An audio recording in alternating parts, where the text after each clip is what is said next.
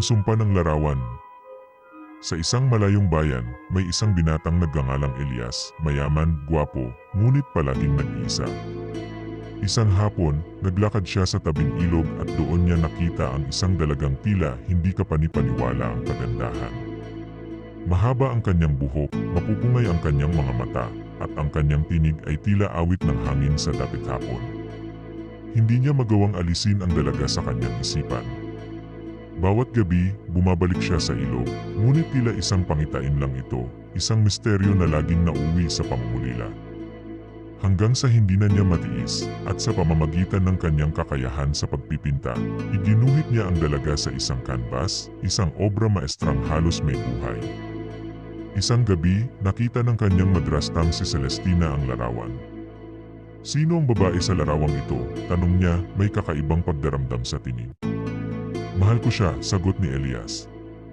Ngunit hindi ko na siya muling nakita. Dahil sa lihim na pagnanasa ni Celestina kay Elias, nagliyab ang kanyang puso sa selos. Hindi siya papayag na may ibang babae sa puso ng binata. Kaya't inutusan niya ang kanyang mga tauhan na hanapin ang dalaga at patayin.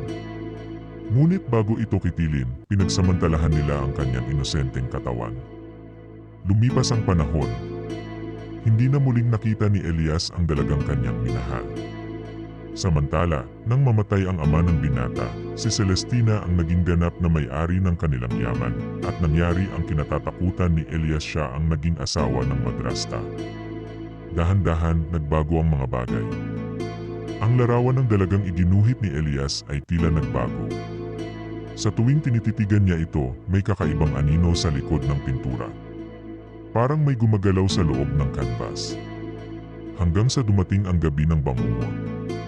Isang tauhan ang natagpuang patay, nakaekis ang mga mata, nakanganga, at tila sinakal ng isang malamig na kamay. Sumunod ang isa pa at isa pa. Isa-isang naglalaho ang mga tauhan na pumatay sa dalaga. Wala ni isa ang nakaliligtas. Nang huli na lamang si Celestina ang natitira, nagsimula siyang makakita ng kakaibang bagay. Sa salamin, hindi na ang kanyang anyo ang kanyang nakikita, kundi ang mukha ng dalagang nasa larawan, may dugo ang ngiti. Tuwing gabi, may malamig na hininga sa kanyang batok. May humahaplos sa kanyang pisngi na tila may panununya. At sa bawat oras na dumadaan, lumalala ang kanyang deliryo, hanggang sa isang umaga, natagpuan siyang bangkay sa harap ng larawan. Ang kanyang mga mata ay nakadilat, puno ng sindak, at ang kanyang bibig ay nakanganga sa katahimikan ng walang hanggang puot. Nananatiling nakasabit ang larawan sa dingding,